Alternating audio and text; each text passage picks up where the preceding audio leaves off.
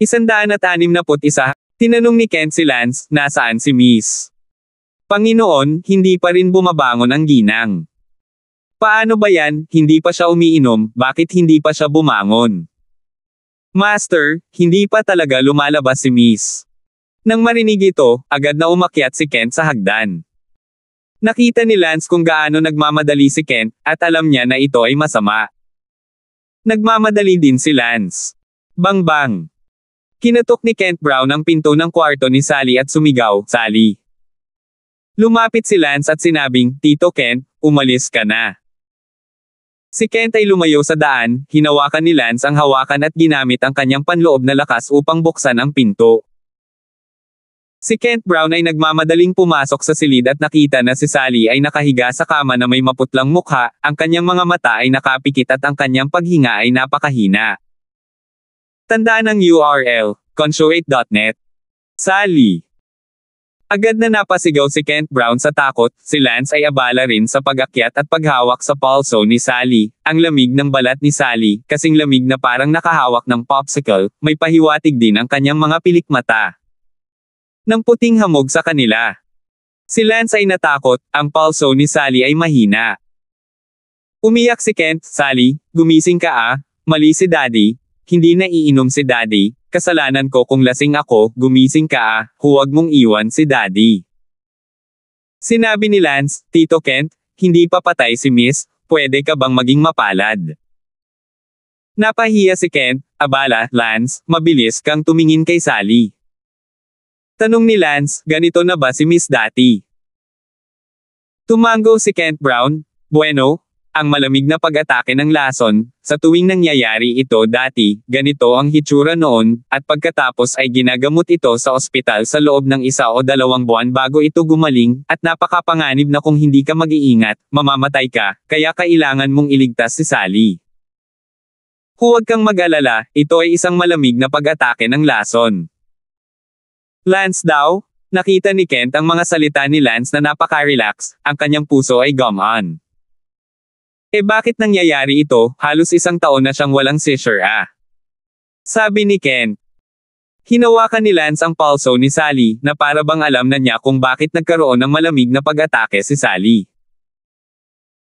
Ang lakas ng yang ni Sally ay hindi sapat para pakalmayan ang lamig, at halatang hindi huminto si Sally sa pakikipagtalik. Sinabi sa kanya ni Lance na kailangan niyang huminto sa pakikipagtalik at hindi man lang maisip ang tungkol dito. Sayang, mas mabuting gamutin ko muna siya. Inilabas ni Lance ang mga pilak na karayom, at sa sumunod na kalahating oras, hinayaan ni Lance na sumanggaw ang lamig sa katawan ni Sally, at hindi nagtagal ay nagising si Sally. Gumaan si Kent Brown, sa nakaraan, aabutin ng kahit 1 buwan bago magising si Sally, at puno ito ng maraming panganib ng kamatayan. At ngayon na mabilis siyang nagising, si Kent Brown ay muli humanga at nagpapasalamat sa kamangha-manghang mga medikal na kasanayan ni Lance. Nang imulat ni Sally ang kanyang mga mata, hindi siya umimik, at ang kanyang mukha ay namula habang nakatingin kay Lance at nakanganga ang kanyang mga labi, na parang naisip niya kung ano ang hinalikan siya ni Lance kagabi. Sinabi ni Lance, para saan ang pamumula, hindi na kailangang maging magalang, nakataas lang ang kamay. Masayang sinabi ni Kent, Sally, tinakot mo ako hanggang sa mamatay. Tay, ayos lang ako, hindi ba? Sabi ni Sally, nakatingin kay Lance sa kakaibang paraan, ngunit walang ideya si Lance. Sa loob-loob, sinabi ni Sally, mukhang wala talaga siyang alam. Habang nakahinga si Sally sa loob, bahagyang nawala rin siya.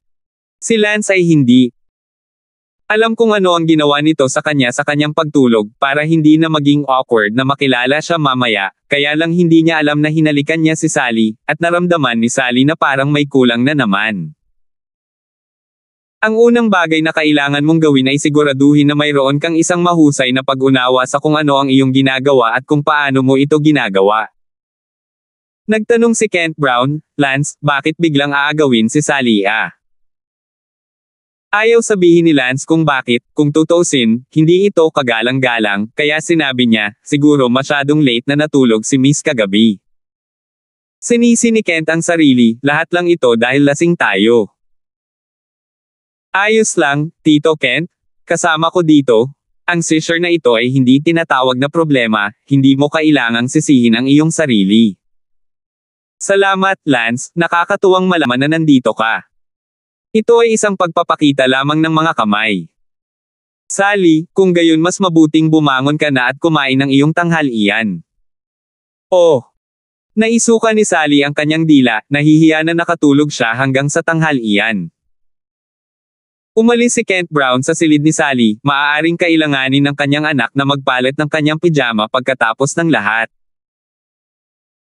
Ngunit hindi lumabas si Lance, at pagkaalis ni Kent Brown, sinabi ni Lance, "Miss, sinabi ko lang sa iyong ama na ito ay dahil late ka natulog, at iyon ay dahil ayaw kong magsabi ng totoo.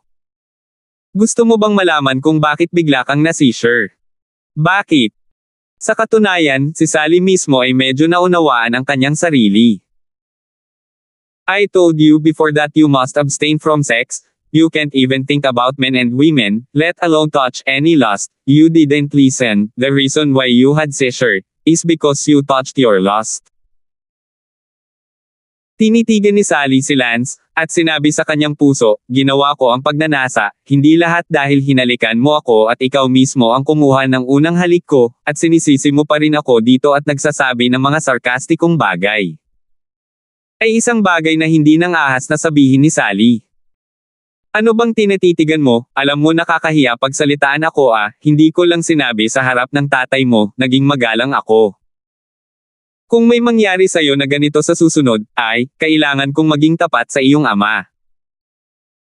Nakatitig pa rin si Sally kay Lance, na walang alam tungkol sa nangyari kagabi, parang naagrabyado na sisihin siya ngayong may nangyari. "Sige. Hindi na ako magsasabi pa, alam kong 18 years old ka na ring babae, imposibleng ganap na maalis ang 7 emosyon at 6 na pagnanasa, pero may malamig na lason sa katawan mo ngayon, ang pagnanasang likha ng pagnanasa. Ay lubhang nakapipinsala sa iyong enerhiyang yang, kapag hindi masugpo ng enerhiya ng yang ang malamig na lason, tatama ito. Magtiwala ka sa akin, pagagalingan kita, at kapag gumaling ka, magagawa mo ang lahat ng gusto mo tulad ng isang normal na babae." "Oh, salamat kung ganoon, magpapalit na ako ng damit, hindi ka ba lalabas?" sabi ni Sally. "Oh." Tumayo si Lance at umalis sa kwarto ni Sally, isinara ang pinto habang nasa daan.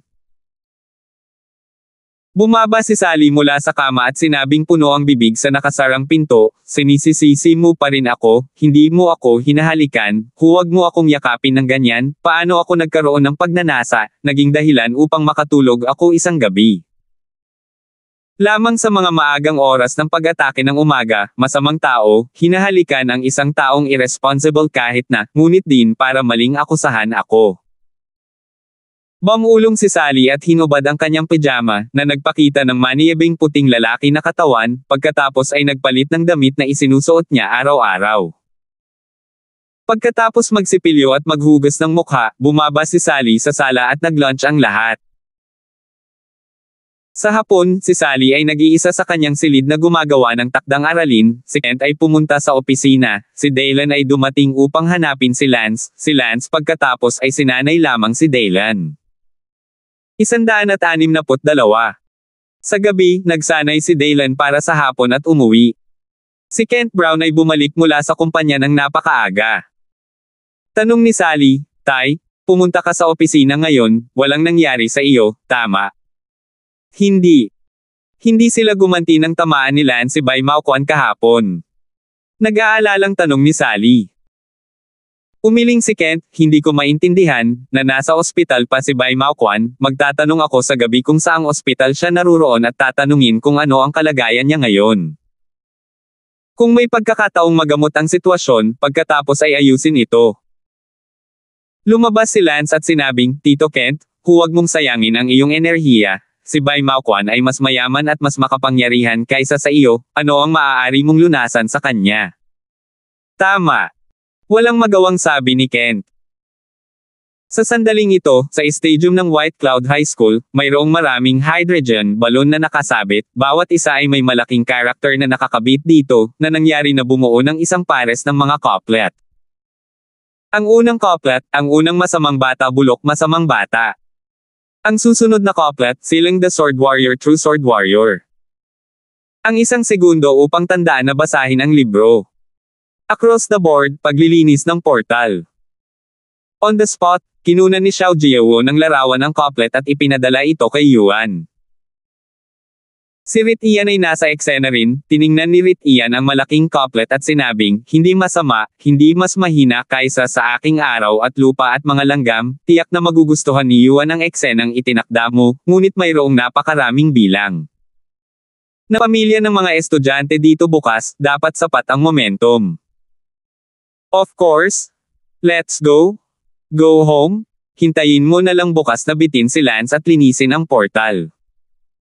Pinangunahan ni Xiao Jiawo at Rit Ian ang ilang manggagawa palayo sa paaralan. Pagkaalis nila, tiningnan ng punong guro ang engranding eksena ng stadium na itinayo na para bang ito ay isang uri ng press conference, at walang imak na umiling. Headmaster, wala ka lang pakialam, para saan ba dinala ni Yuan Liao ang stadium ng paaralan, at nag-set up ng ganoong engranding eksena ng maaga, ang seremonya ng inaugurasyon ng gusali ng paaralan ay hindi gaanong engrandi noon sabi sa tabi ng principal. Natawa ang principal, it's none of my business. Sa forum sa Palanan Middle School, may nagbalita kaagad. Ang mag-ama ni Lance at Kent ay magkasamang naghahapunan, at pagkatapos ng hapunan, binuksan ni Sally ang campus at sinabing, nakita mo ba? Ibinigay ni Sally ang ilang mga larawan kay Lance, na agad na kinilala bilang larangan ng palakasan ng paaralan, kaya ito ay napaka-caringal. Tingnan mo ang couplet sa ibabaw ng hydrogen balloon. Sabi ni Sally. Ang unang masamang batang bulok na masamang bata, selyuhan ng tunay na eskrimador, hey. Malamig na tumawa si Lance, kung anong antas ng tao ang sumulat ng couplet na ito, nakakainis. Campus ang post na ito, ang bilang ng mga tugon ay kasing taas ng 70,000. Pinatay ni Sally ang kanyang telepono, hindi nag-abala sa pansin. Walang masabi buong gabi. Kinabukasan, isang bagong linggo ang sumikat. Ang araw na ito ay maaaring isang araw na may kahalagahan sa kasaysayan para sa White Cloud High School. Ang ikatlong pinakamalakas na tao sa Genius Master List, sa pangalan ng paglilinis ng mga gate, ay sinubukan ang unang kasamaan. Sa makatuwid, ang paradahan ng Palanan Middle School ay puno na bago mag-alas 7, na isang malinaw na indikasyon na maraming mga magulang ng mga mag-aaral ang narito ngayon. Ang paglalagay ng bintana ng London ay talagang pambihira. Para naman sa mga estudyante ng Palanan Middle School, hindi na kailangang sabihin pa, pagkatayo na nila, wala na silang oras para kumain at dumiretso na sa paaralan. Lance at Sally, pareho pa rin silang dalawa sa dati, hindi man lang inisip ni Lance.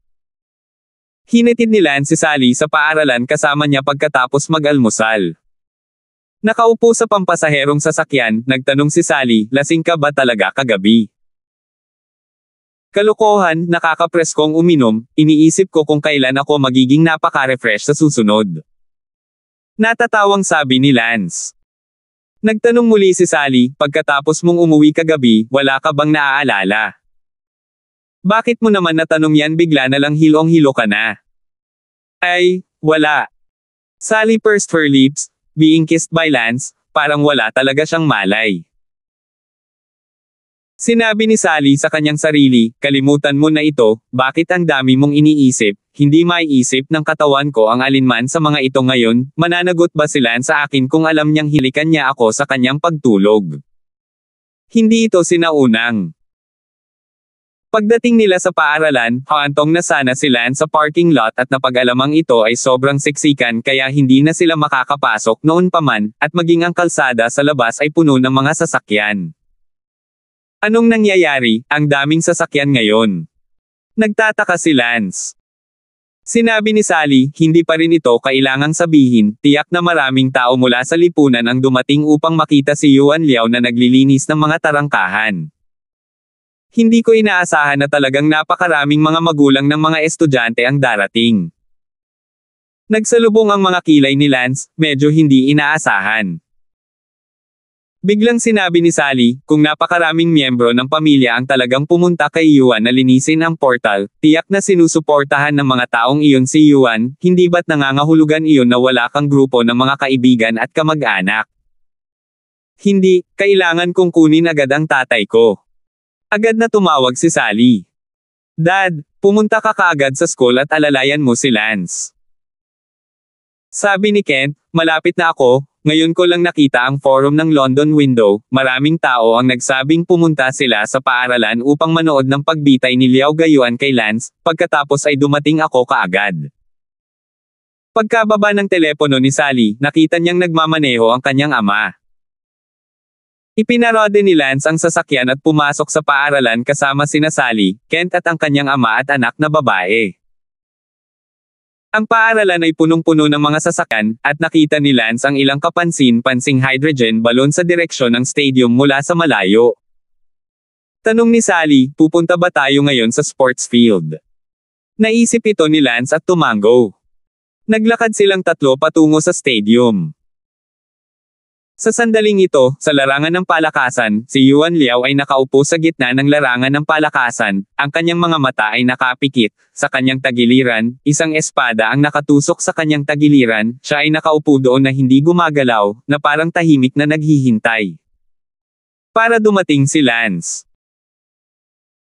Dapat sabihin na ang paraan ng pag-upo ni Yuan Liao doon na may espadang nakaipit sa kanyang tagiliran at ang kanyang mga mata ay nakapikit at hindi gumagalaw, ay napakakahanga-hanga, at sa mga termino ng karaniwang tao, napakahusay na magpanggap. Puno na ng mga estudyante ang eksena. Wow! Ang ganda talaga ng pose ni Liao Gayuan na nakaupo doon habang naghihintay. Maraming babae ang tumingin sa hindi gumagalaw na si Liao Gayuan at nasilaw sa kanyang gwapong poster. Sa podium, pinagtatawanan ni Shelton ang kanyang anak na hindi kumikibo sa stadium. Sa tabi ni Shelton, maraming mga magulang ng mga mag-aaral na gustong purihin siya pati na rin ang stream ng mga social boss at malalaking kapatid. Senior Liao, ang iyong anak ay karapat-dapat na maging God-silang swordsman, tingnan mo ang poster na iyon, kahit ako ay gusto ko siyang sambahin. Sabi ng isang amo na nag-aaral din ang kanyang anak sa paaralan. Tumawa si Shelton, ang batang ito, talaga, hehehehe. Ipinagmamalaki ni Shelton ang kanyang sarili. Sa sandaling ito, si Yuan, na nakaupo sa gitna ng stadium, ay lihim na nagmulat ng kanyang mga mata at iniskan ang podium sa gilid ng kanyang mata. Ang kanyang pagkilos na ito ay hindi nakita ng sinuman, kung hindi ay sasabihin ng mga tao na sinadya niya nagkunwaring naroon na nakapikit. Nakita ni Yuan ang podium, tumatawa ang kanyang ama, maraming tao ang pumupuri sa kanya, ibang mga nakatayo, marami ring mga estudyante na puno ng paghanga na tumingin sa kanya, Yuan Hart hihihingumiti, at agad na ipinikit ang kanyang mga mata, tahimik na naghihintay, mayroong isang tebak na nakapasok sa gilid ng espada, ang espadang ito, ay gumaganap ng papel na pampaganda, malalim ang espada, dalawang salita na nangangahulugang interpretasyon, hindi nakakagulat na lahat ay kanyang pose sa gwapong nahihilo. 163. Sa sandaling ito, naglakad si Lance sa larangan ng palakasan, kasama sina Kent at Sally na sumusunod sa likuran niya. Lahat ng mga estudyante sa stadium ay agad na ibinaling ang kanilang mga mata kay Lance, at ang stadium, na umuungal sa talakayan, ay biglang tumahimik. Pinag-isa rin ng grupo ng mga malalaking tao ng lungsod ng London sa podium ang kanilang mga tingin patungo sa pasukan ng stadium. Isang nasa katanghaliang gulang na lalaki ang bumaantong hininga at sinabing, ang tanga na iyon na si Kent. Nagtawanan ang lahat dahil mukhang dinala ni Lance si Kent at ang kanyang ama at anak na babae ng walang anumang momentum, at kung ikukumpara sa nakahihilaw na gwapong momentum ni Liao Gayuan sa sandaling ito ay tulad ng paghampas ng isang bato sa isang maliit na bato, at ito ay lalong hanggal. Tumayo si Lance sa bakanan ng stadium at sinulyapan ang buong field. Hindi makapaniwalang sinabi ni Kent, Lance, napakaraming tao, hindi ko inaasahan na maraming tao ang darating ng maaga. Tito Kent, huminahon ka. Sa sandaling ito, si Yuan na nakapikit ay lihim na muling nagmulat ng kanyang mga mata upang mag-scan at nakita si Lance na naglalakad papunta sa larangan ng palakasan, ngunit si Yuan ay hindi bumangon at nagpatuloy sa pagpikit ng kanyang mga mata, na tila isang master ng tahimik na paghihintay. Nakita ni Sally sa gitna ng larangan ng palakasan, si Yuan na nakaupo sa lupa habang nakapikit ang mga mata at may espada sa kanyang tagiliran. Nalilitong tanong ni Sally, ano ang ginagawa ni Yuan habang nakaupo sa lupang iyon? Tumingin si Lance kay Yuan Liao na mukhang nagmumuni-muni, at sinabi kay Sally, magpanggap na isang paghahambing. Unang URLM. Konsyo 8. Net. Humajejek si Sally. Sabi ni Kent, ngayong alam na ng lahat na nandito ka, nakaupo pa rin ba siya doon na nakapikit na kunwari nagkukumpera, tulog ba siya? Ngumiti si Lance, posible, pagkatapos ay manatili hanggang sa magising ko siya. Dumampot si Lance ng isang piraso ng putik at itinapon ito kay Yuan Liao na may halong hirit, at sinabing, hayaan kitang magpanggap na magkumpara. Pa! Biglang tumama sa mukha ni Yuan Liao ang isang bola ng putik. Napawaw ang buong audience, na halatang hindi inaasahan na direktang itatapon ni Lance ng putik ang mukha ni Yuan kapag nakapasok na siya, nang hindi man lang nagsasabi ng kahit isang over-the-top na salita. Biglang iminulat ni Yuan Liao ang kanyang mga mata, ang kanyang orihinal na imahe ay napakataas, at bigla siyang napabalik sa kanyang orihinal na anyo, at umungal siya ng apoy, sino ang tumama sa akin ng putik? Sumigaw si Lance, kaya hindi ka natutulog, akala ko tulog ka at hindi mo alam na darating ako, pero nakaupo ka pa rin doon sa lupa at hindi gumagalaw, kaya ginaising kita. Lance, ikaw ba ang nagtapon ng putik sa akin? Galit na galit ang puso ni Yuan Liao kung alam niya lang na bigla siyang ihahagis ni Lance ng putik, si Lance na pagdating niya, bumangon ka na lang at kalimutan. Tungkol dito, ngayon bago mapanatili ang isang napakagandang imahe ng eskrimador, siya ay nabasag ng putik. Sa podium, si Shelton ay nanginginig sa galit, ang kanyang anak ay nabasag ng putik, napakahiya. Ngayon lang maraming tao ang pumupuri sa kanyang anak sa pag-upo doon, tulad ng isang henerasyon ng mga matatapang na lalaki, ngunit ngayon ay walang nagsasalita. Tumalon si Shelton Liao mula sa podium at naglakad papunta kay Lance. Isang grupo ng mga tao sa likod ni Shelton ang sumunod. Lance, dumating ka na sa wakas. Mabangis na sabi ng mga mata ni Shelton. Tumingin si Lance kay Shelton at bahagyang ngumiti, sino ang iyong kamahalan? Sinadya ni Lance na nagkunwaring hindi alam. Nagalit talaga si Liao Buffalo, Lance, sinadya mong magpanggap na hindi mo ako kilala, ayaw mong makihalo. Tumawa si Lance at sinabing, hindi ko inaasahan na iimbitahan pa ni Liao Gayuan ang kanyang lolo na tumulong. Anong sabi mo? Sino ang sinabi mong lolo niya? Nagsalubong ang kilay ni Shelton. Oh, Your Excellency yourself does not give your name and history, so Chen I can only judge based on your appearance. Bulag ka ba? Nadama ni Shelton Liao na napahiya si Lance sa publiko at may gustong gawin, ngunit ngayon ang larangan ng digmaan ng kanyang anak, at hindi niya kayang nakawin ang kulog ng kanyang anak. Kaya lang niyang magpigil sa ngayon. Sa oras na ito, sinabi ni Xiao Jiewo, Lance, ano ka ba nagpapanggap? Hindi mo ba nakilala si Tio Liao sa summit noong Sabado, at ngayon ay nagpapanggap ka pa ring hindi siya kilala? Nako, ikaw pala si Liao Buffalo Tumango si Lance sa biglaang pagkaunawa. Sinabi ni Rit Ian, Lance, bastos ka, naglakas loob kang tawagin si Uncle Palnao sa kanyang pangalan. Tumawa si Lance, hindi ka naman big shot, bakit hindi mo siya matawag sa pangalan niya, UF asterisk at King call me by my name, hindi pa nga kita natatalo. Ikaw. Bumantong hininga si Rit Ian, ibinaling ang ulo para tingnan si Shelton, na asul na ang mukha. Lance, mabuti, napakabuti, tila kailangan talaga para sa aking anak na linisin ang mga portal ngayon, itong masamang binata mo, talagang umabot ka sa yugto ng kawalan ng batas, kung hindi ka maglilinis. Itaas ang mga portal para sa Palanan Middle School, problema pa rin iyon. Sabi ni Shelton. Ngumuso si Lance. Lumapit si Yuan Liao, at ngayon ay napunasan na ang putik sa kanyang mukha. Napakainit ng puso ni Yuan Liao kaya nabasag niya ang putik sa kanyang mukha bago pa siya lumaban, at tiyak na mababayaran ang utang na ito mamaya. Lance, lilinisin ko ang portal, handa ka na ba? Tanong ni Yuan Liao. Sinabi ni Lance, ang silang God's cheap chivalry really cheap chivalry, hindi masama. Tumawa si Yuan Liao, Lance, hindi ko kailangan na purihin mo ako, huli na para sip-sip mo ako ngayon. Binigyan siya ni Lance ng puting mata at sinabing, ang tinutukoy ko ay ang bichi-bichi, Liao Damas. Yu. Hindi makahinga si Yuan saglit. Nakita ni Shelton Liao ang kanyang anak na tinutokso ni Lance ng labis, at siya ay tinukso lamang ni Lance, pakiramdam niya ay sabog na ang kanyang mga baga, hindi pa siya naging ganito kagalit mula nang siya ay isinilang. Nagalit si Shelton, Yuan, tigilan mo na ang pagmamaktol, lumaban hanggang kamatayan. Ang malalaking putok sa likod ni Shelton ay nanginginig nang marinig nila ang mga salita ni Shelton, na para bang hindi pa nila nakita si Shelton na galit noon, at lahat sila ay tumingin kay Kent Brown ng hindi makayanan.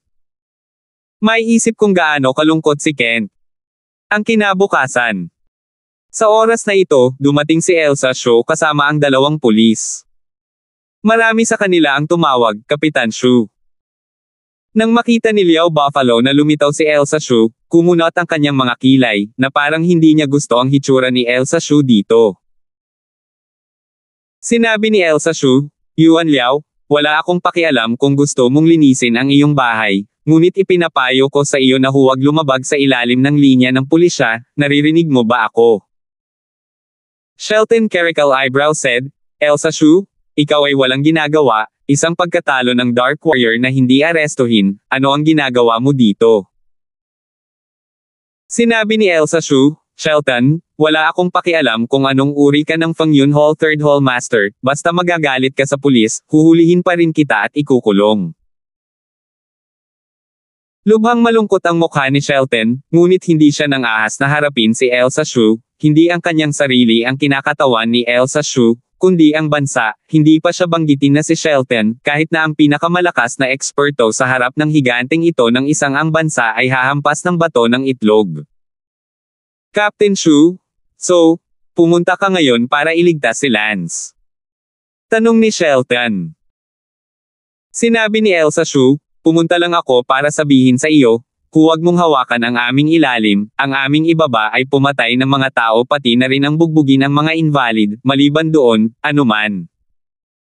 Ngumuso si Shelton at ibinaling ang kanyang ulo upang sabihin kay Yuan Liao, anak, naririnig mo ba ako? Mamaya, babaliin mo ang isa sa mga binti ni Lance at kaladkarin siya sa harap ni Kapitan Shu upang masubukan niya kung siya ay nilabag ang kanilang ilalim na linya. 164. Si Yuan Liao ay nagngangalit ang kanyang mga ngipin at sinabing, mabuti. Napabuntong hininga si Elsa Shu at sinabi kay Lance, Lance, matagal ko nang sinabi sa iyo na manatiling mahinahon at huwag magdulot ng anumang gulo, ngunit hindi ka nakinig, kaya kailangan mong mag-ingat ang iyong sarili ngayon. Pagkatapos sabihin iyon, kinuha ni Elsa Shu ang dalawang pulis at pumunta sa gilid. Nagtitimpi na si Shelton at sumigaw, Yuan, huwag ka nang gumawa ng kahit ano, I clear ang pinto para sa Bayun Middle School. Yes, Dad. Sigaw ni Yuan Liao bilang tugon. Agad na naghiwa-hiwalay ang mga tao, nag-iwan ng bukas na espasyo na mahigit 20 metro. Kaagad na gagawin ito, ang lahat ng mga estudyante sa eksena pati na rin ang kanilang mga magulang ay nanood ng hindi kumukurap. Siyempre, sumigaw ang ilan sa mga babaeng tagahanga ni Liao Gayuan, silang swordsman, talunin ng numero 1 kontrabida, at ibalik ang aming tahimik na campus. Kasabay ng pag-wave ng kanyang kamay, sinenyasan ni Yuan Liao ang mga fan na iyon na tumahimik, at hindi nagtagal, tumahimik ang grupo ng mga fan. Sinabihan ni Lance sina Kent at Sally na umatras ng 10 hakbang. Matapos tumahimik ang mga tagahanga, si Yuan Liao ay sumigaw ng malakas, Lance, gumagawa ka ng masama, walang batas, na ambubuli sa paaralan, nang walang disiplina, lahat ng guro at estudyante ay hindi nang ahas magsalita. Ngayon, ako, si Yuan Liao, ay maglilinis. Up for Palanan Middle School. Bago pa matapos magsalita si Yuan Liao, biglang lumipad ang isang bola ng putik sa kanyang bibig at tumigas ang kanyang bibig. Tanging si Lance lang ang naiinip na nagsabi, wala ka bang katapusan, kailangan mo pang human gal hanggang kailan? Alam mo ba na ang buong paaralan ay sumuko na sa mga klase para pumunta rito? Kung ayaw mong makipag-away, Suchen ay babalik na ako sa klase. Tandaan ang URL. Konshu 8. Net. Sa hindi kalayuan, walang imik na sinabi ni Elsa Shu, itong si Lance, maaari itong magkunwaring paghahambing, pinahiya niya si Yuan Liao, natatakot ako na mas galit si Shelton Liao. Tumingin si Elsa Shu kay Elsa Shu. Si Shelton Liao, at sigurado, si Shelton Liao ay nanginginig sa galit, ang kanyang anak ay 2 beses na binato ng putik ni Lance, at sa pagkakataong ito ay nabusalan pa niya ang kanyang bibig. Ang bibig ni Yuan na puno ng putik, mabilis na ginamit ang kanyang mga daliri, upang ilabas ang bibig na puno ng putik, itinuro ni Yuan si Lance at umungol, ikaw, Lance, hindi pa ako tapos sa iyo. Pagkasabi niyan, binunot ni Yuan Liao ang kanyang espada, Wenji's A sound. At si Lance na walang dala, nakita ni Yuan Liao si Lance na walang dala na sinusubukang lumaban sa kanya, umungal, sampain mo ito, ayaw mo bang maging walang dala? Minamababa mo ba o sinusubukang pumatay? Tumingin si Lance sa gilid ng stadium, kung saan may wallis, at agad na lumapit dito at binunot ang stake. Halika, beach warrior, tingnan natin kung gaano kalalim ang mga beachway mo. Sabi ni Lance habang hawak ang wallis. Ang mukha ni Yuan ay kulay ng atay ng baboy, winawagayway ni Lance ang wallis doon, ito ay isang tahasang insulto sa kanya.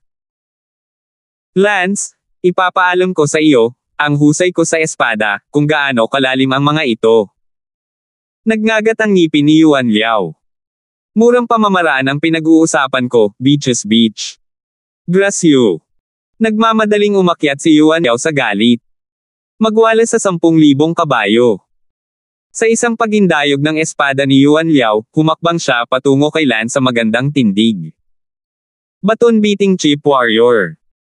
Sadyang sumigaw si Lance at nagwalas ng stick sa likod ni Yuan Liao. Bang!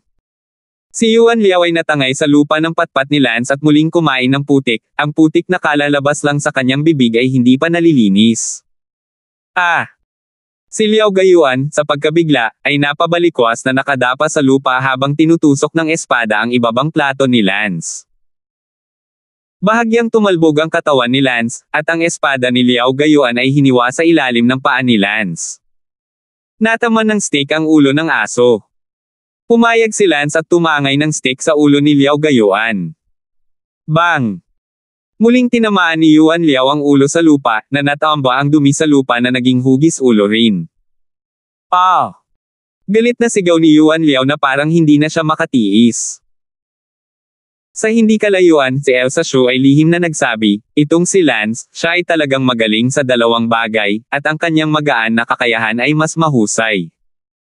Hinampis ni Yuan Liao ang kanyang kamay sa lupa at tumalbog muli. Lance, IF*CQ.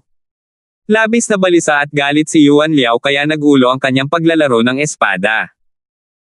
Si Lance ay umungol at sumigaw, buffalo isang stick. Bang!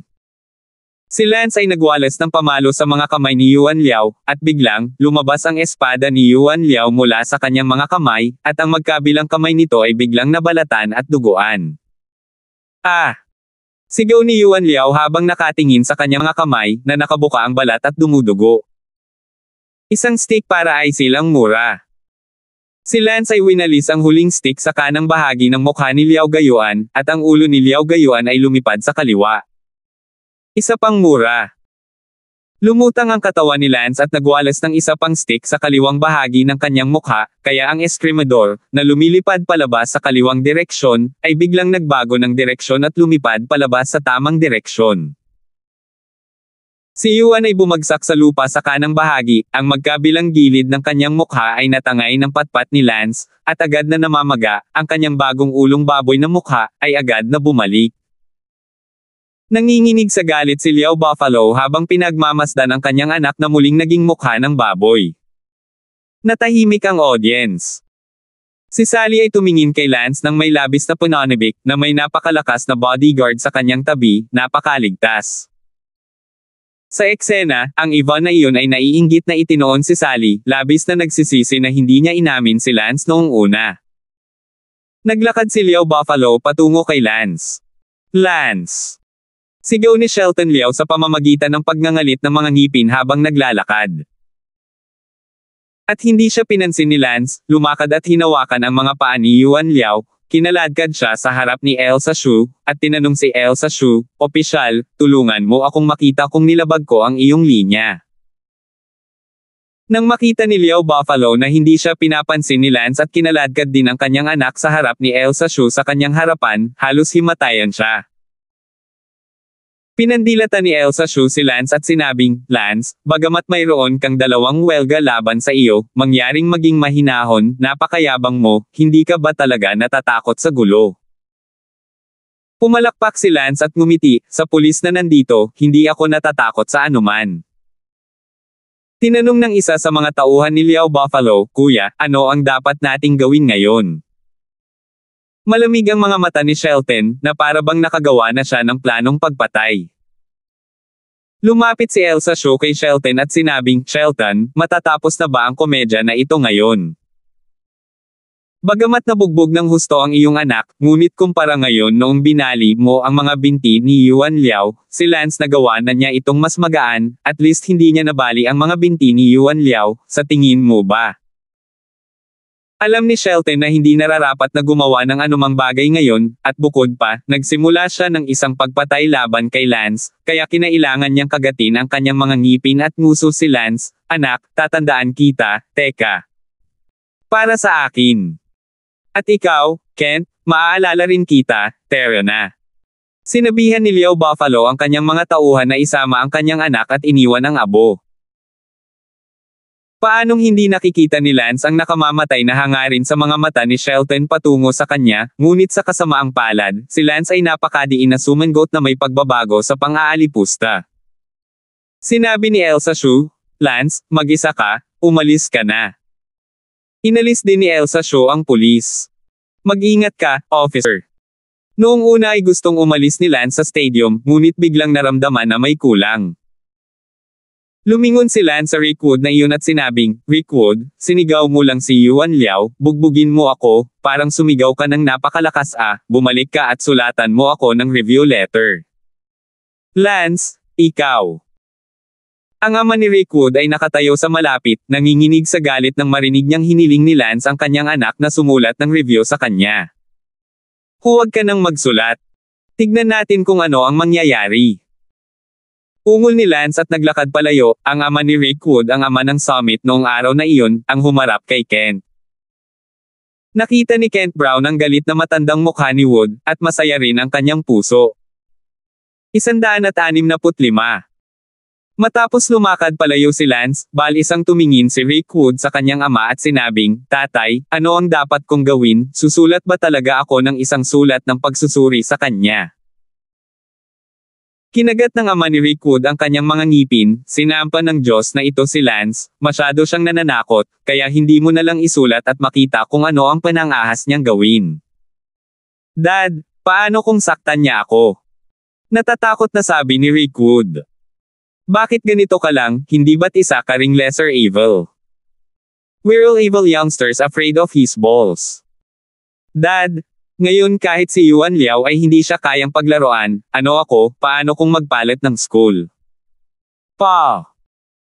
Nakita ng ama ni Rickwood na talagang sinabi ng kanyang anak na lumipat ng paaralan, ito ay masyadong nakakadismaya para sa kanya, at sinampal siya ng galit, "Ganun ba talaga siya, Katekot? Ikaw ay walang kwenta." Bumalik si Lance sa kanyang silid-aralan, at unti-unting naghiwa-hiwalay ang mga estudyante at magulang sa larangan ng palakasan. Unti-unting naibalik ang kaayusan ng paaralan.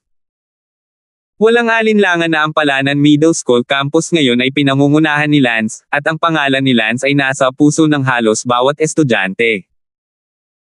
Ang ikatlong pwesto sa White Cloud Middle School Genius Master List ay naging honorary title ni Lance.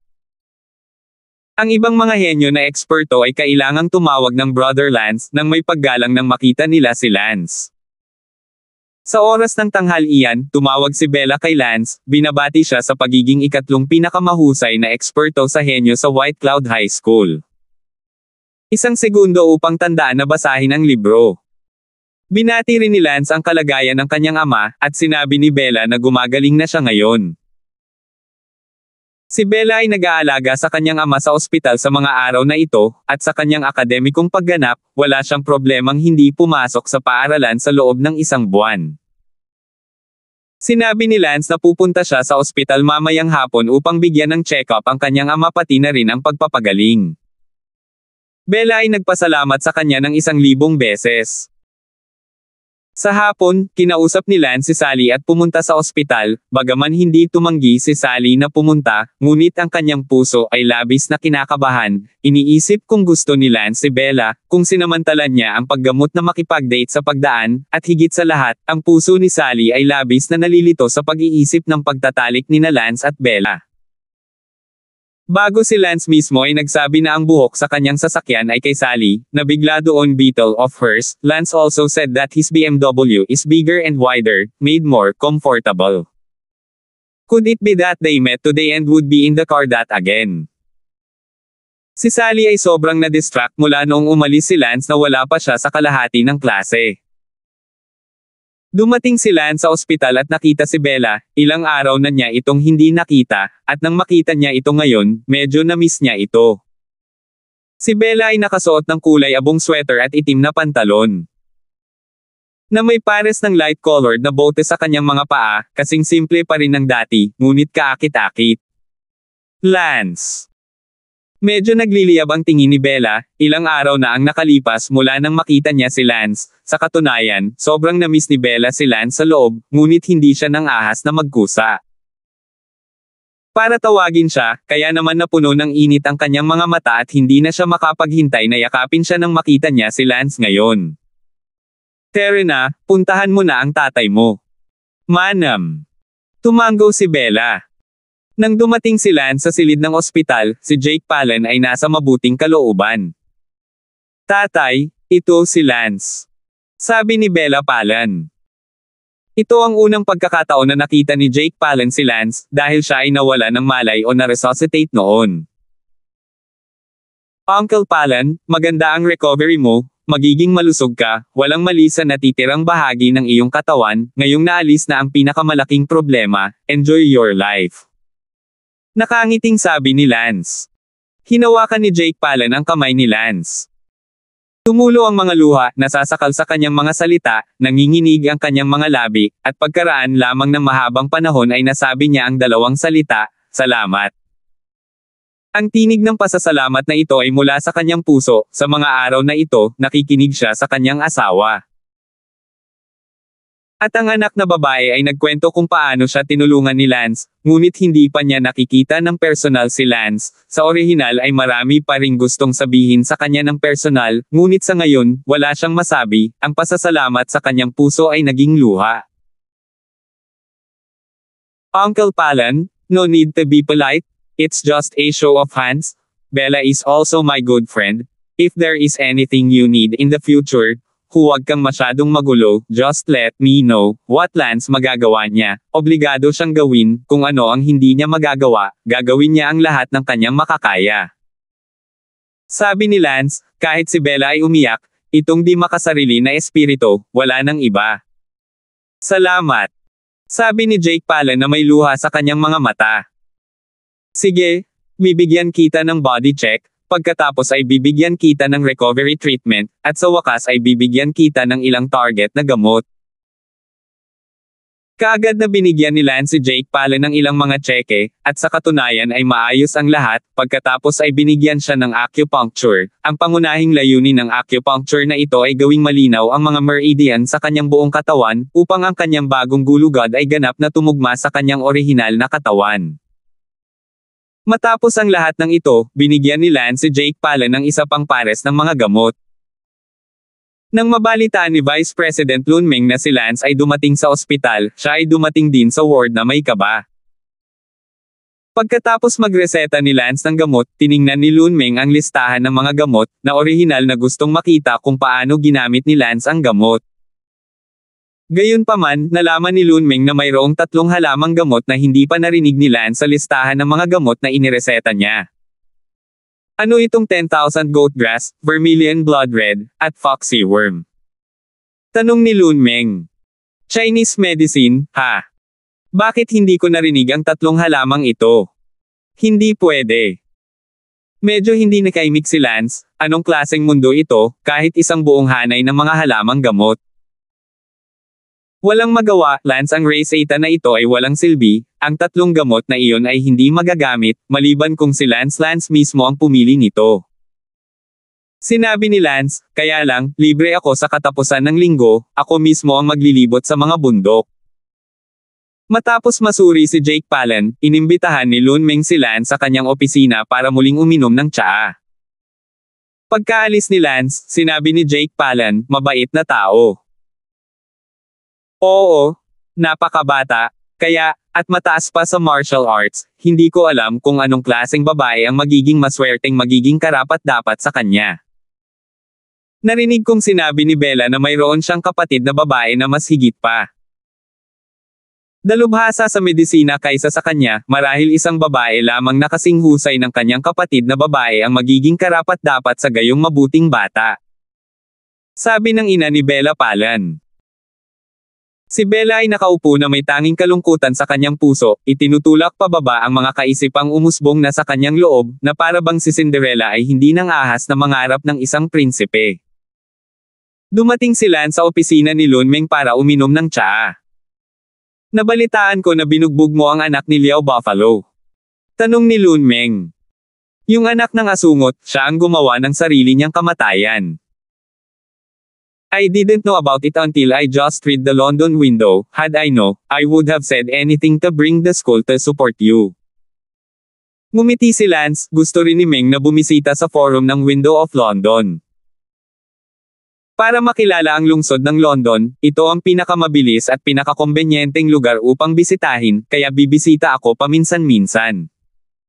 Siya nga pala, tinawag ka ba ni Wendy? Anong tinatawag? Hindi. Kumunat ang noo ni Lunmeng, itong babaeng ito, hindi ko ba binigay ang numero ng telepono mo? Naiintindihan ni Lance ang nangyayari, dapat ay si Lunmeng ang gustong mag-set up sa kanila at ibigay ang numero ng telepono ni Wendy, ngunit sa kasamaang palad ay hindi tumawag si Wendy kay Lance. 166. Mr. Meng? Huwag kang magpapaligoy-ligoy pa, ang apo mo ay bulaklak ng London City, isa sa 2 nangungunang kagandahan ng London City, estudyante lang ako ng Palanan High School, paano ko siya mapapantayan? Kalokohan, ang taas ng medical skills mo na kahit ako ay nahihiya sa sarili ko, siya ang hindi sapat para sayo. Naku, nakatayo lang yan sa sapatos mo, ngayon laganap na ang Western medicine, gaano karaming tao ang may gusto sa Chinese medicine, gaano karaming tao ang nakikisawsaw sa Chinese medicine, maraming tao ang walang pakialam sa Chinese medicine, gaano man kataas ang medical skills ko. Ay, hindi man lang ako umutot sa harap ng mga taong walang pakialam, hindi lahat ng iniisip ay katulad ng sa iyo. Tusong nakipagtalo si Lunmeng, ngunit kahit na ganoon, hindi naman masama ang iyong martial arts skills, hindi ba't tinatalo pa nito ang anak ni Shelton? Hahaha, Lunmeng? Yuan Liao sa London City, ay wala. Itinuturing ito ng mga tao bilang isang bata, ang buong London City, maraming mga tao na may mataas na kasanayan sa martial arts, si Wenchi ay ang bulaklak ng lungsod, kaya ang kanyang paningin ay natural. Mataas. Sa puntong ito, mapait na ngumiti si Lunmeng, na parang narinig niyang may iniisip si Lan sa kanyang mga salita. Sabi ni Lunmeng, Brother Damon, don't tell me, itong babaeng ito, gusto niya talagang magalit sa akin. Sa totoo lang, tinanong ko siya, sinabi niya na may mahal siyang iba, tinanong ko siya kung sino ito. She said that it was Dark Warrior? Sa tingin mo magagalit ako, Dark Warrior, that kind of figure she also dared to fantasize. Siyempre hindi ako pumayag, pinagalitan ko siya at binigay. Number mo para makadevelop siya na maayos sa'yo, pero hindi ko akalain na hindi niya sinasapuso ang mga sinabi ko.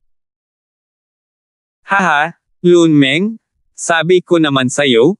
Isa siya sa 2 top beauties sa London City, mataas ang paningin niya, paano niya ako titignan? Sige, tigilan mo na ang pag-ikot-ikot, alis na ako, malapit na ang klase. Pagkatapos, kailangan kong bumalik sa paaralan para sunduin si Miss. Well, aabutan kita sa ibang araw. Umalis si Lance sa ospital at binati si Bella bago siya umalis, nagkataon na kailangang umuwi si Bella para kunin ang kanyang mga gamit. Kaya, huminto si Lance sa kanyang bahay para ihatid siya. Unang URLM. Consyo 8. Net. Pagkatapos lamang noon ay bumalik si Lance sa paaralan. Bumalik sa paaralan, ang mga klase ay halos tapos na sa gabi. Pagkasakay ni Sally sa kotse, ngumuso siya sa front seat at saka pumunta sa back seat at sumangot. Natarante si Lance, anong ginagawa mo? Walang ginagawa. Sabi ni Shannon Song, sumangot saglit, at pagkatapos ay nagtanong si Shannon Song, may kasamang babae sa kotse mo kaninang hapon, hindi ba? Isa kang aso, maamoy mo rin iyan. Walang imek na sabi ni Lance. Intuitayon lang ng babae. Maasim na sabi ni Sally sa loob, halatang pumasok si Lance sa kotse kasama si Bella sa hapon para magpagamot, kung ano ang nangyari, hindi na kailangan ni Sally magtanong. Buong daan pa uwi, si Sally ay tahimik, sina Daylan at Lance ay nag-uusap. Sa gabi, tinuturuan pa rin ni Lance si Daylan ng ilang martial arts hanggang sa matapos ito sa dilim. Sa ngayon sa ospital, si Bai Mao Quan ay mas mabuti kaysa noong nakaraang Sabado pagkatapos ng 3 araw na paggamot at pahinga, at nagawang umupo sa kama. Kent, hintayin mo ako. Ang puot ni Bai Mao Quan ay nagngangalit ang kanyang mga ngipin, dahilan upang siya ay mahiga sa hospital bed sa loob ng 3 araw at 2 gabi. Ipinatawag ni Bai Mao Quan ang lahat ng 3 sa kanyang mga bodyguard sa kama, na tila kailangan niyang sagutin ang mga nangyari, lahat ng 3 ay kinuha niya sa mataas na presyo. Boss, order na po kayo, matagal na po kaming naghihintay na mag-order kayo. Sabi ng isa sa mga bodyguard. Kinagat ni Bai Mao Quan ang kanyang mga ngipin at sinabing, kayong 3, kapag natapos ninyo ang misyon ngayong gabi, bibigyan ko kayo ng 10 milyong reward bawat isa. Nagulat ang 3 bodyguard, tig 10 milyon, at natauhan. Ang pagpayag ni Bai Mao Quan na kumuha ng 30 milyon mula sa mga pabuya ay malinaw ding indikasyon ng kanyang pagkamuhi kay Ken pati na rin kay Lance. Boss, just tell me what to do, temam or kill? Just a word from you. Mabangis na sabi ng 3 bodyguard. Sinabi ni Bai Mao Quan, pumunta ka sa bahay ni Kent, bugbugin si Kent hanggang sa siya ay lumpo, at pagkatapos ay kunin ang bodyguard niya, at patayin siya. Sa wakas, ang anak na babae ni Kent. Biglang tumahimik si Bai Mao Quan, pupunta siya sa sabihin, hulihin ang anak na babae ni Kent para paglaruan niya, ngunit bago niya sabihin ang anumang bagay, naalala niya ang mga tagubilin ng doktor, hindi siya maaaring makalapit sa mga babae sa loob ng kalahating taon. Humantong sa saging, nakakangganyo sa mga kababaihan ay malinaw na isang napaka-drastic aksyon, ang doktor ay partikular na ipinaliwanag na hindi. Ang kumpanya ay nasa proseso ng pagbuo ng bagong produkto sa nakalipas na 2 taon, at nagtatrabaho sa bagong produkto sa loob ng mahabang panahon. Pagkatapos ng 3 bagay na ito, bibigyan kita ng 10 milyon bawat isa, at pagkatapos ay ikaw makakatakas agad. Yes boss, alis na tayo. Lumabas ng ward ang 3 bodyguard, 3 araw nang naghihintay ang 3 bodyguard na ito para sa wakas ay makuha ang utos ng kanilang amo. Katatapos lang kumain ni Lance at nanunood ng TV kasama si Kent. Sa sandaling iyon, tumunog ang telepono ni Kent. Kamusta? Ako po, Mr. Song. Pinalabas na ni Bai Mao Quan ang 3 sa kanyang mga tauhan sa ospital, sigurado ako na hinanap ka nila. Sinabi ni Kent, bueno, alam ko, salamat, Dr. Gao. Bahala ka, ingatan mo ang sarili mo, sa itsura ni Bai Mao Quan, nagsisimula na siyang maghayganti sa inyo. Tanong ni Kent, kumusta ang sugat ni Bai Mao Quan? Makalipas ang ilang segundo, tumawa si Kent Brown Haley at ibinaba ang telepono.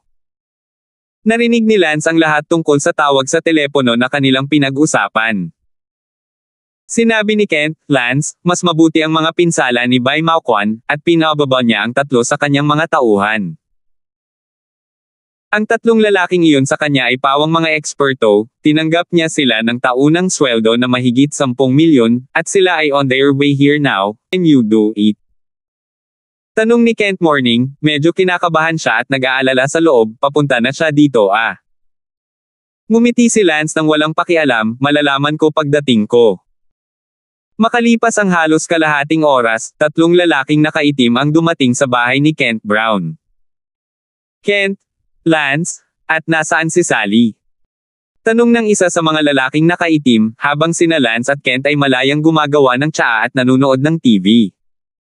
Sinabi ni Lance, nasa itaas ang miss ko, ang pangalawang silid sa ikatlong palapag.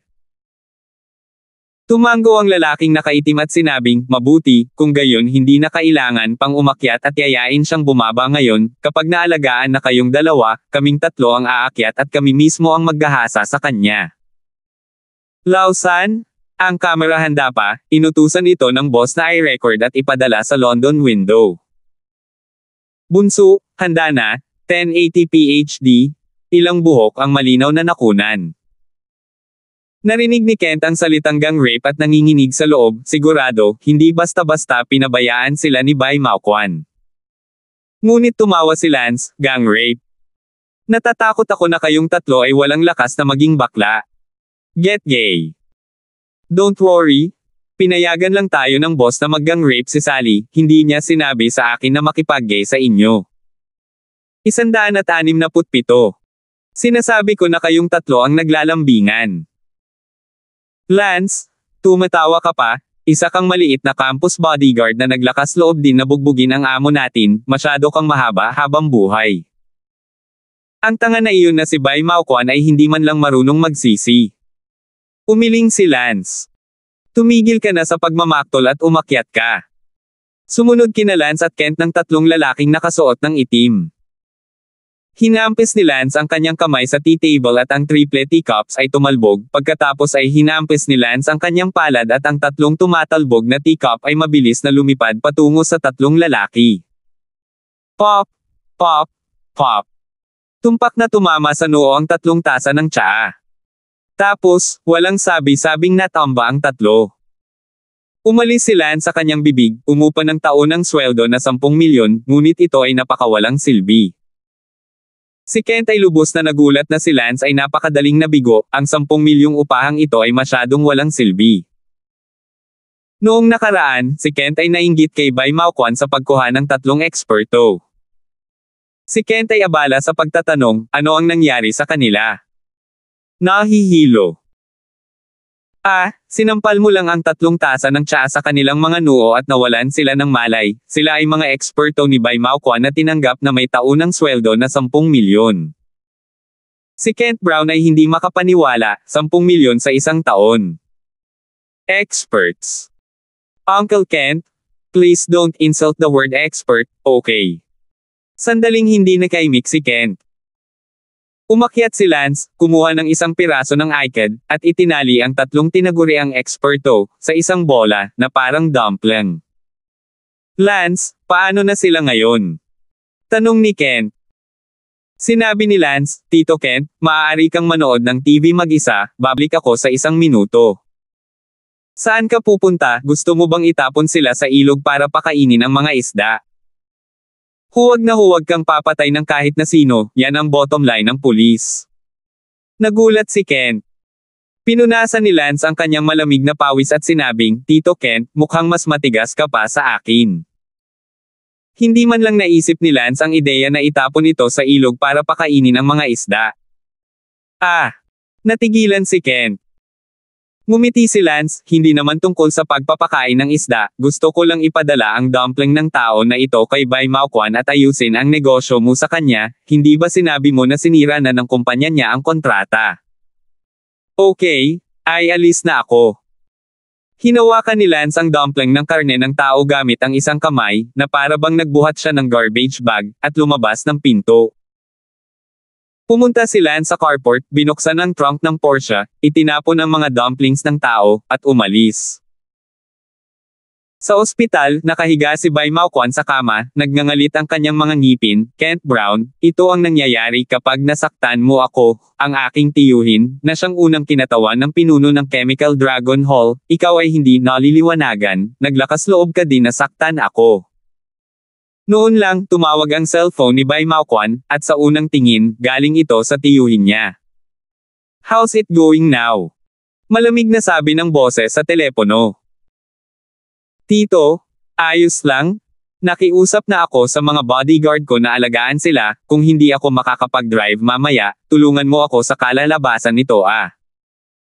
Sabi ni Bai Mao-kwan, no wonder he dare to let someone gang. Panggagahasa kay Sally, patayin si Lance at pilitin si Kent, ito ay isang taong sumusuporta sa kanya. Sinabi ng kabilang panig, si Kent ay isang taong may maliit na kapangyarihan, ano ang huli, walang masama kung patayin si Kent at itapon para pakainin ang isda. Salamat tito, tatawagan kita kapag kailangan ko, hindi ko kailangan ng tulong mo sa ngayon, ang 3 bodyguard ko ay hindi libreng pagkain. Pagkatapos niyang sabihin iyon ay ibinaba na ng kabilang partido ang telepono.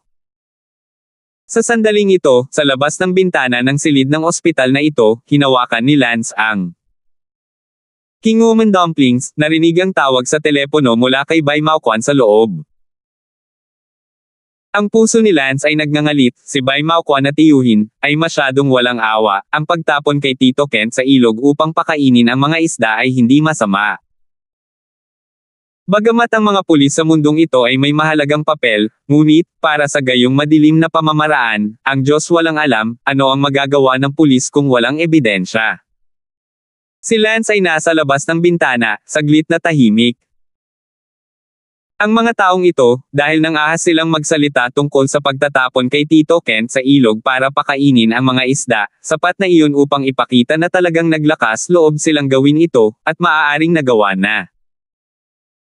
Kung isang araw ay gagawin nila ito ng tahimik habang wala si Lance, o habang nasa business trip si Tito Kent, sino ang pupuntahan ni Lance? Alam ko na ang mga irregular na puwersa ay hindi masusunod, ngunit hindi ko inaasahan na ito ay magiging napakabagal. Kaya naman napurol si Lance nang marinig niya ang kanilang tawag sa telepono, dahil natakot si Lance. Tila palaging minamaliit ni Lance ang lakas ng loob at taktika ng mga hindi regular na puwersang ito. Kailangang magkaroon ng plano si Lance, huwag mong hintayin na si Tito Kent ay talagang tahimik na mawala sa kanila at pagkatapos ay magsisi. Nang matapos ni Lance ang kanyang katahimikan, gumulong siya at pumasok sa ward. Ang ward na ito ay isang senior ward, at mayroon lamang isang tao, si Bai Mao-kwan. Sino? Nagulat si Bai Mao-kwan. Inihagis ni Lance ang isang dumpling ng tao sa kama ng ospital. Ang 3 bodyguard na nakasuot ng itim ay humagulgol sa pagkabalisa. Tumingin si Bai Mao-kwan sa 3 bodyguard, nakatali sa isang bola, at natakot nang makita si Lance. Ikaw. Sinabi ni Lance, Bai Mao-kwan, ito ba ang bodyguard na ginastos mo ng $10 milyong para upahan? Ibinabalik ko ito sa iyo ngayon. Ito, paano ito posible, ikaw ay hindi hihigit sa isang bodyguard ng campus. Nanginginig si Bai Mao-kwan. Sinampal ni Lance, at bumagsak si Bai Mao-kwan sa lupa na may dugong lumabas sa sulok ng kanyang bibig. Bai Mao-kwan, ano ang gagawin ko sa iyo ngayon? Itatapon ka ba namin, o papatayin ka at dadalhin ka sa isda? Anong gusto mo, ospital ito? So what if it's a hospital? May nakakita ba sa akin na umakyat sa bintana? Ikaw. Nanginginig ang katawan ni Bai Mao-kwan, natakot na tumingin kay Lance. Ikaw, hindi mo talaga ako papatayin, di ba? Krimen ba ang pumatay ng tao? Ang pagkatalo ay hindi ka mapapatawad. Nanginginig na sabi ni Bai Mao-kwan. Dark Warrior. Natigilan si Lance, ginamit talaga ng tanggang ito ang pangalan ng Dark Warrior para takutin siya, alam ba niyang nakatayo sa harapan niya ang Dark Warrior? Oo, Dark Warrior, na nagdadalubhasa sa pakikitungo sa mga taong tulad mo na may pagwawalang bahala sa buhay ng tao, mas mabuting huwag ka nang magpagulo. Babala ni Bai Mao-kwan. Hahaha. Isang malamig na tawa si Lance. Nagtanong si Lance, by Makwan, Kent at ang kanyang anak na babae, kung maglalakas loob ka pa ring guluhin sila, malalaman mo kung maglalakas loob akong patayin ka, lahat ay may kanya-kanyang linya, ang pulis ay may kani-kanyang bottom line, at ako have mine, I won't kill you today because you haven't stepped on my bottom line, but that doesn't mean I don't dare to kill you, naririnig mo ba ako? Walang kamalay-malay na tumango si Bai Maokwan sa kanyang ulo, ang tatlong bodyguard ay lahat ay nakatali sa isang bola, siya ngayon ay nakatingin sa mabangis na si Lance, paano siya magkakaroon ng kalahati ng lakas ng loob na magsalita ng malakas. Nagtanong si Lance, ano ang gagawin mo sa negosyo mo kay Kent?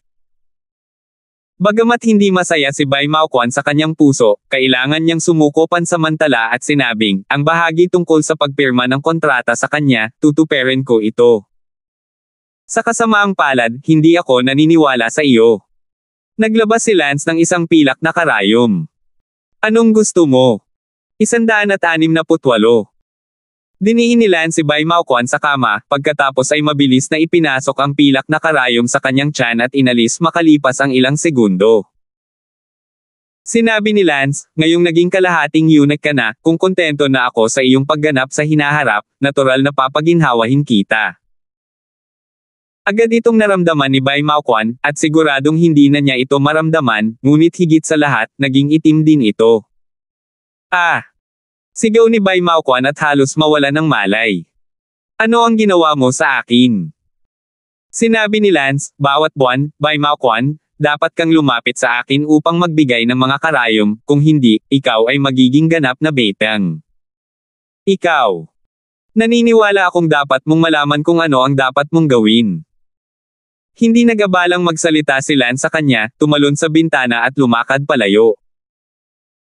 Natarante si Bai Maokwan at sumigaw para sa doktor habang pinindot ang call button sa bedside table, at hindi nagtagal ay dumating ang doktor at agad na sinuri si Bai Maokwan.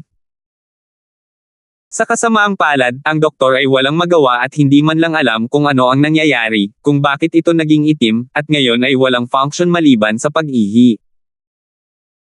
Kinailangang tawagan ng galit na si Bai Maokwan ang kanyang tiyuhin, tila hindi niya malulutas ang bagay na ito, kaya dapat niyang hayaang tumulong ang kanyang tiyuhin. Ang isang segundo upang tandaan na basahin ang libro. Makalipas ang halos isang oras. Dumating sa ospital ang isang matandang lalaki sa edad na 66 taon na may isang napaka-prominenteng peklat sa kanyang mukha, mukhang napakabangis. Siya ay tiyuhin ni Bai Maokwan, ang unang vice hallmaster ng Hualong Hall, at ang kanyang pangalan ay Joel. Tiyo, tingnan mo, buho. Sabi ni Bai Maokwan sa harap ng mukha ng kanyang tiyuhin. Sinunog ito ng kanyang tiyuhin gamit ang kanyang sigarilyo at tinanong, wala ka na talagang nararamdaman. Huwag kang makaramdam ng kahit ano, hindi man lang nasusunog ang sigarilyo. Binasag ng kanyang tiyuhin ang upos ng sigarilyo sa lupa. Uncle, kailangan mong magpasya para sa akin, na sinabi ni Lance na kailangan kong puntahan siya isang beses sa isang buwan para magpa-injection, kung hindi, ito ay automatikong mahuhulog at tuluyang magiging eunuch. Ano ang gagawin ko? Lance, ang kanyang lakas ay hindi karaniwan, ang aking 3 bodyguard na kinuha ko na may taunang sweldo na $10 milyong ay ibinaba niya lahat. Sigaw ni Bai Maokwan. Ang isang lalaking nakatayo sa tabi ng kanyang tiyuhin ay nagngangalit ang kanyang mga ngipin at sinabing, Tay, hindi ko inaasahan na ang isang maliit na bodyguard ng campus ay may ilang mga panlilinlang sa kanyang manggas, ano ang dapat nating gawin ngayon? Ang pangalan ng lalaking ito ay Yulong, at siya ay ang bunsong anak ni Joel. Malamig ang tingin ng tiyuhin ni Bai Maokwan habang sinabing, huwag kang magmadaling gumawa ng kahit ano, alamin mo muna ang kanyang background, ngunit, huwag mo siyang pakakawalan.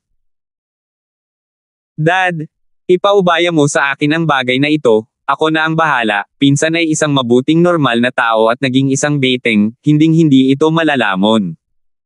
Lunukin mo. Hey, kung si Maokwan ay naging beteng, hahayaan ko siyang kainin ang beteng. Sabi ni Joel. Umuwi si Lance. Si Kent Brown ay abala sa pagtatanong, kumusta? Ayos lang, Tiyo Kent. Ayos na, hanggat may katinoan si Bai Maokwan, hindi na niya tayo sasaktan. Mabuti yan, alam mo, nakikitungo tayo sa mga masasamang puwersa ngayon, ito ay isang bagay na hindi ko na sana pinag-isipan pa noon. Umiiyak si Kent Brown, kung hindi dahil kay Lance, paano si Song naglakas loob si Chen Ming nasaktan ang mga taong iyon, kaya sa loob ni Kent Brown ay parang naglalakad sa manipis na yelo, kung isang araw ay hindi na ito magagawa ni Lance, kung gayon ito na ang katapusan ng linya kasama niya. Sige, Tito Kent, matulog ka na ng maaga, babalik din ako sa kwarto ko. Bumalik si Lance sa kanyang silid upang maligo, pagkatapos ay nag-log-in sa kanyang ek gamit ang kanyang telepono, salamat sa tulong ng maliit na hacker na kagandahang iyon noong nakaraang linggo, nalaman niya kung sino ang Love Fairy, ilang araw na ang nakalipas, at siya pa rin ay hindi nagpasalamat sa kanya ng maayos. Hey! Are you there? Hacker! Nagpadala ng mensahe si Lance. Ayan na Kuya Lance, sa wakas nakausap mo na ako. Natuwa ang maliit na hacker beauty. Kaninang umaga, salamat sa pagtulong mo sa akin na mahanap ang Love Fairy. Bahala ka la. Sige, iyon lang. Hindi mahilig makipag-chat si Lance, higit sa lahat dahil pagod na siyang mag-type. Huwag na, mag-usap ulit tayo, konting salita lang. Ayoko mag-type. Anong phone number mo? Tatawagan kita. Nag-isip sandali si Lance at ipinadala ang numero. Ilang sandali pa, nagring ang telepono ni Lance. Kinuha ito ni Lance. Hello. Isang malapilak na kampanang boses ang nanggaling sa telepono, napakaganda. Nagulat si Lance, babae ito, at napakaganda ng boses. Hoy, Kuya Lance, bakit hindi ka nagsasalita? Magsalita ka ha. Sabi ni Lance, babae ka. Kalokohan, alam. Si Lance ay talagang hindi nag-iisip kung siya ay lalaki o babae, subconsciously iniisip na ito ay okay, so be it. Pakiramdam ni Lance ay walang dapat pag-usapan sa isang taong hindi pa niya nakikita noon. I'm speechless, busy ka ba? Can't you just have a nice chat with me? Hanggat pinahahalagahan ko ang pagtulong mo sa akin, hindi kita kilala. Ouch! Count me scared of you? You can call me Maya, now you know me, right?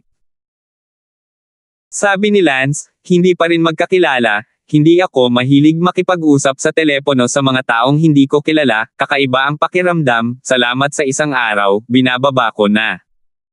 No hanging up. Sigaw nung isa. Oh, what the hell do you want? Natahimik si Lance, may sakit ba ang hacker na ito, mahilig makipag-usap sa kanya? Ang sabi ng hacker Little Beauty, sige, ibilang muna natatakot ako sa iyo, ang password para sa aking space ay 556,677, tingnan mo ang aking photo album, pagkatapos makilala ang aking tunay na tao, para laging pamilyar na mukha iyon, di ba? Space. What space? Where? Gaano katagal magmaneho? Tanong ni Lance. Count me in? Open the QQ video. It's always okay. Bamantong hininga ang munting hacker beauty. Kinuha ni Lance ang kanyang phone ek, nag-click sa accept video, at biglang nakita ang kabilang side. Nakita ni Lance sa larawan ng telepono, isang batang babae na hindi masyadong malaki, nakasuot ng isang pares ng orange na iframe, walang lens, napaka-cute, ang cute na babae na ito ay inilabas din ang kanyang dila kay Lance, napakaganda. Ngayon nakita mo na, kontento ka na, acquaintances na tayo, right? Yung phone, that one. Umiling si Lance, bakit ang liit nito? Nasaan ang mga kabataan, 15 taong gulang na sila? Ang kabilang panig ay nakasimangot, pagkatapos ay ibinuga ang kanyang dibdib, ang dibdib na iyon ay maaaring may kumpara kay Elsa Shue, nagulat si Lance, ang dibdib at ang malambot na mukha ay tila hindi tugma. Ngumiti ang munting dilag at sinabing, Kuya Lance, hindi ko ine-expect na sobrang gwapo mo, medyo gwapo ka pala. Walang pakialam na sinabi ni Lance, fine, class grass lang. Wow! Bancho pa naman? So do you think I'm pretty? Tanong ng munting dilag, saka pumikit. Sinabi ni Lance, okay lang. Hindi natuwa ang munting dilag, kalokohan mo ang sinasabi mo, ang mga tao ang pinakamaganda, kaibig-ibig at pinakamatalino na hindi magagapi na bulaklak ng junior high school, paano ba naman ay ayos lang sa iyong paningin? Ang tinig ng munting dilag ay biglang naging parang namumutla. Sinabi ni Lance, sige, bulaklak ka man sa paaralan o hindi, wala itong kinalaman sa akin, kung walang gagawin, ibaba mo ang tawag, matutulog na ako. 169. Bakit ka desperado, kinukunan ka ng mga tao? Tandaan, huwag mong ibunyag ang aking pagkakakilanlan. Bilin ni Lance. Ang boring mo naman Kuya Lance, paano na tayo magmahalan? Ang daming babae sa klase ko ang nagkakagusto. What's a romance? Kumunat ang noo ni Lance, hindi kailanman narinig ang salitang iyon. In love lang yan para hindi malaman ni mom at dad sa totoo lang, hindi ako papayag na humanap ng boyfriend ni mama at papa, kaya magmahala na tayo. Napabuga ng malamig na pawis si Lance, may problema. Kuya Lance, okay. Bye. Ibinaba ni Lance ang telepono, nakipag-chat pa, walang katapusan, ang hacker na ito, na nakatingin sa kanya ng napakalaking tao, akala niya ay napakalaking tao, hindi inaasahan na ang edad ay napakabata, at medyo parang bata. Humiga si Lance sa kama at nag-isip sa sarili, kailangan kong gumawa ng ilang mga plano, linangin ang ilan sa sarili kong puwersa, kung hindi, palagi akong nasa isang passive na posisyon, at kailangan kong gawin ang lahat sa aking sarili. Ngunit paano ko gagawin linangin ang aking puwersa? Hindi na masyadong inisip ito ni Lance, hindi ito isang bagay na magagawa sa isang araw o dalawa, gusto ni Lance na linangin ang sarili niyang kapangyarihan, at hindi ito para sa kanyang sariling kapakanan, ngunit para sa kapakanan. Nang mag-ama ni Kent, si Lance ay hindi maaaring maging bodyguard dito magpakailanman. Kinabukasan, magkasama pa rin sina Lance at Sally sa pagpasok sa paaralan, ngunit tila tahimik si Sally. Unang URLM. Konsyo 8. Net. May problema kasi mula kahapon ng gabi, miss, ano ba? Wala. Si Sally ay tila hindi gustong magsalita. Miss, hindi ko man lang ba masasabi? Lalong naguluhan si Lance. Ngumuso si Sally, kahapon ng hapon, sinamantala mo ba ang pagkakataong gamutin ang ama ni Bella at ginawa mo ba ulit iyon kay Bella? Ang alin? Naguguluhan na sabi ni Don. Iyon ang isa. Hindi ko talaga alam kung hindi mo sasabihin. Lance. Binigyan ni Sally si Lance ng isang blankong tingin na kailangang gawin itong malinaw sa kanya.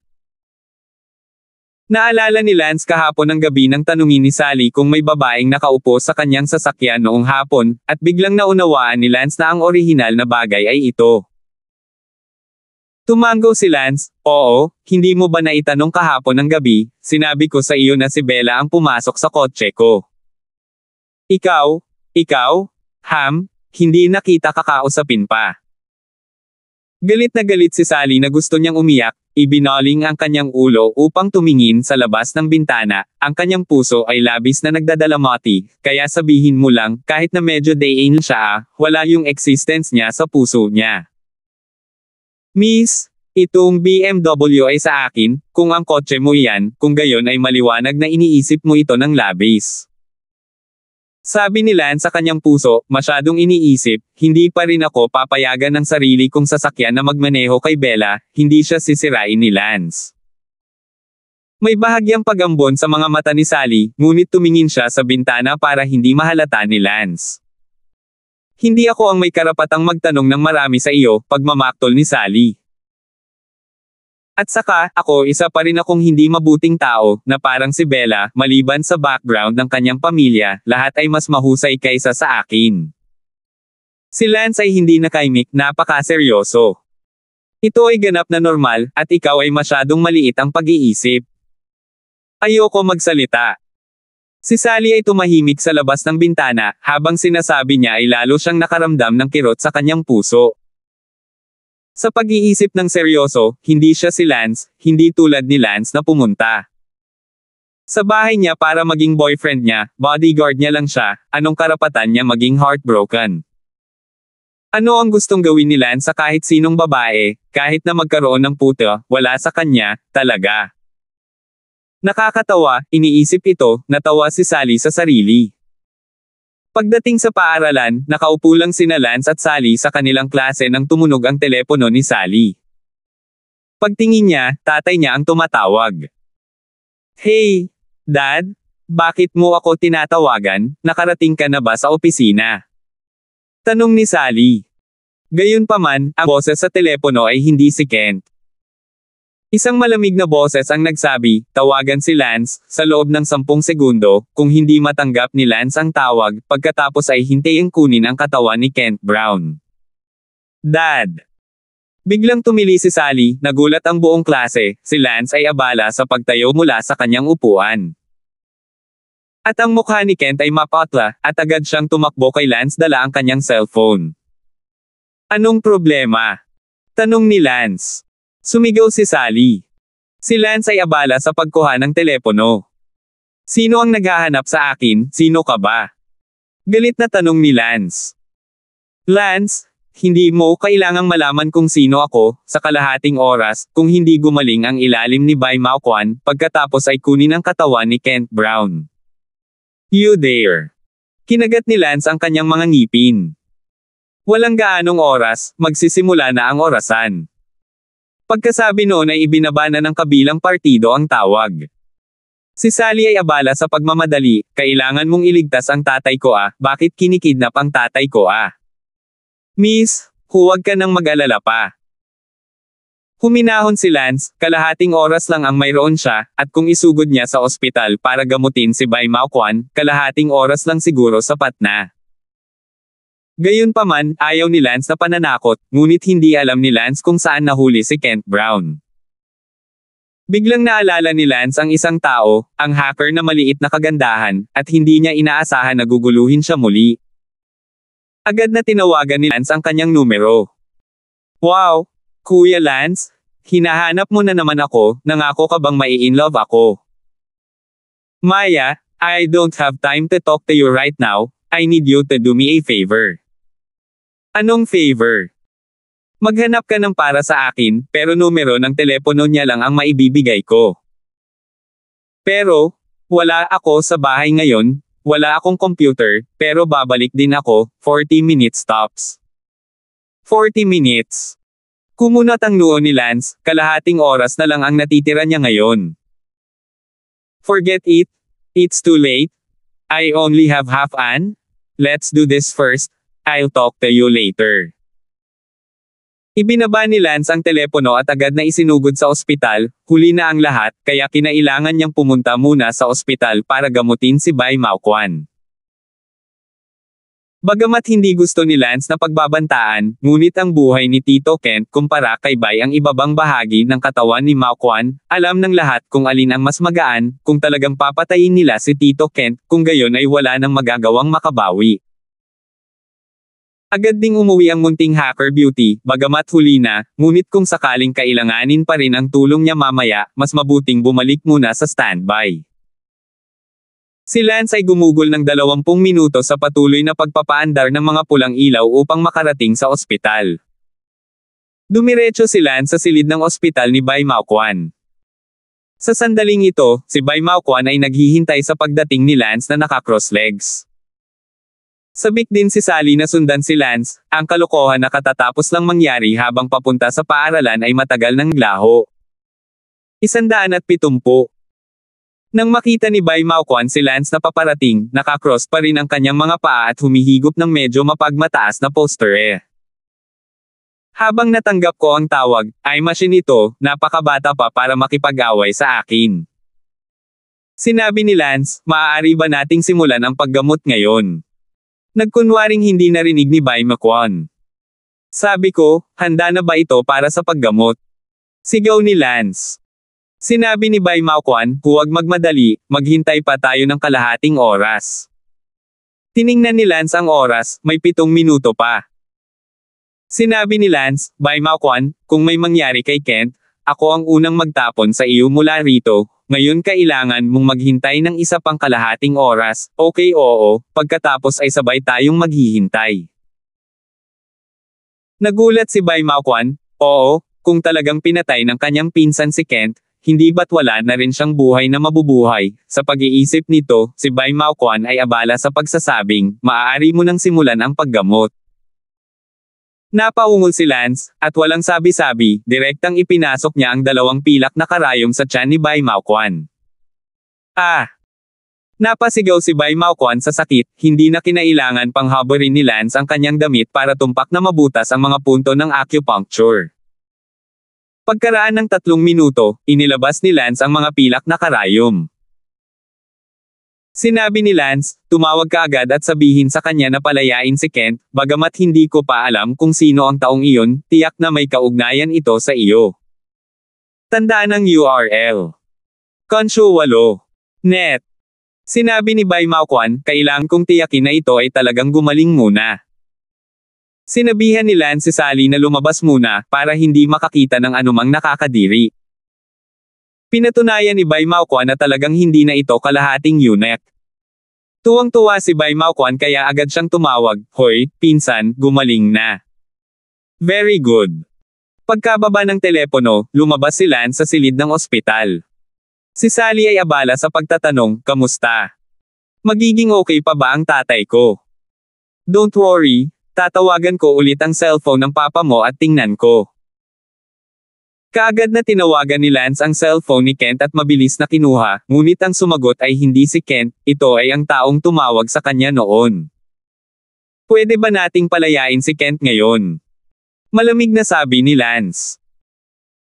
Lance, umasa kang malalaman mo kung ano ang makakabuti para sa iyo, kung hindi, maghihintay ka na kunin ang bangkay ni Kent Brown, ngunit kahit na maiiwasan ang parusang kamatayan ni Kent Brown, mahirap makatakas ng buhay, kaya ito ay isang aral. Para sa iyo, kumilos ng may kapayapaan mula ngayon, huwag kang maging walang utang na loob. Anong gusto mo? Nanlamig ang mukha ni Lance. Hahaha, no need to be nervous, removing quite his arm is just. Binaba ang telepono. Nagalit si Lance, anak ng asungot. Sa sandaling iyon, tumawag ang munting hacker beauty. Kuya Lance, nakauwi na ako, kailangan mo pa ba ng tulong ko ngayon? Salamat, at tutulungan mo akong malaman kung nasaan kaagad ang numerong ito. Sige. Iniulat ni Lance ang numero ng telepono ni Kent sa maliit na kagandahan ng hacker, at pagkaraan ng mga 2 minuto, nalaman ng maliit na kagandahan ng hacker ang eksaktong lokasyon. Kuya Lance, nasa Brilliant Daxia, mga 300 metro mula sa kinalalagyan mo ngayon, pero hindi ko alam kung ilang palapag, pumunta ka muna sa Brilliant Building at tutukayin ko ang eksaktong lokasyon ng kabilang partido base sa iyong lokasyon. Salamat. Si Brilliant Dasha, malapit ito sa ospital. Tumalon si Lance sa bintana at direktang tumalon sa bubong, 300 metro, wala pang 20 segundo, nakatayo si Lance sa tuktok ng Splendid Dacha Building. Batay sa lokasyon ni Lance, tinukoy ng maliit na kagandahan ng hacker ang eksaktong lokasyon. Kuya Lance, ang lokasyon mo ay mga 8 palapag sa itaas. Agad na tumalon si Lance mula sa bubong ng gusali at tumalon sa bintana habang siya ay bumaba sa ika-8 palapag. Ang palapag na ito, na nagkataong ika-11 palapag, ay isang gusali ng opisina sa gusaling ito, ngunit ito ay isang walang laman na opisina, at ang kumpanyang dating nagtrabaho doon ay nagsara lamang. Sa isa sa mga opisina sa ika-11 palapag, si Kent ay nakatali sa kanyang mga kamay sa likod at tape sa kanyang bibig. Ang isang lalaki ay may hawak na isang natitiklop na kutsilyo sa kanyang kamay, ang kanyang mga mata ay nakakatakot na tumingin kay Kent na may mapang asar ng ngiti at sinabing, Kent, ikaw ay isang maliit na may-ari ng negosyo, ako ay talagang nakikiusyoso, ang lakas ng loob mong makipaglaro sa akin, karapat-dapat ka bang makipaglaro sa akin? Sa tabi ng lalaking ito ay nakatayo ang 2 niyang tauhan, 2 lalaki na ngayon ay nagkukuskos ng kanilang mga kamao. Umiling si Kent, ngunit walang magawa. Sa pag-iisip na nakahanap ka ng bodyguard na hindi masama sa martial arts at mayabang ka, aba, ang London City ay puno ng mga eksperto, kahit ako ay hindi nangangahas na maging masyadong mataas, ikaw maliit na tao, katawa-tawa. Katawa-tawa. Ngayon, may iligtas ka ba ng Lance na iyon? Tanong ng kaitikot-takot na lalaki, puno ng paghamak at panunuya. Sinabi ng isa sa mga lalaki, "Kuya, ano ang gagawin sa kanya?" Sa puntong ito, ang nakakatakot na lalaki ay ayaw nang magsalita pa at nagutos, baliin ang isang braso niya at iwanan ito dito. "Gusto kong makita kung may kakayahan ang Lance na iyon na hanapin siya, kung siya ay, kahit wala, iyon, hindi siya karapat-dapat na makipaglaro sa akin." Ngunit sa sandaling iyon, narinig ang boses ni Lance sa likuran niya, "Nandito ako, sa tingin mo ba ay karapat-dapat itong makipaglaro sa iyo?" Lumingon ang kaitikot-takot na lalaki at nakita si Lance na nakatayo sa pintuan, puno ng pag-aalinlangan at takot ang kanyang mukha, masyadong maaga. Nakita ni Kent Brown si Lance na lumitaw ng napakabilis, nasa sabik at hindi makapaniwala sa parehong oras. "Lance, napakabilis mo talagang nakarating dito." Nagulat ang nakakatakot na lalaki, hindi niya moari kung nag-iwan siya ng kapintasan sa isang lugar, ang tanging depekto, dapat ay ang telepono ni Kent ay may positioning function, ito napabayan pala, minamaliit niya ang husay nitong high school student.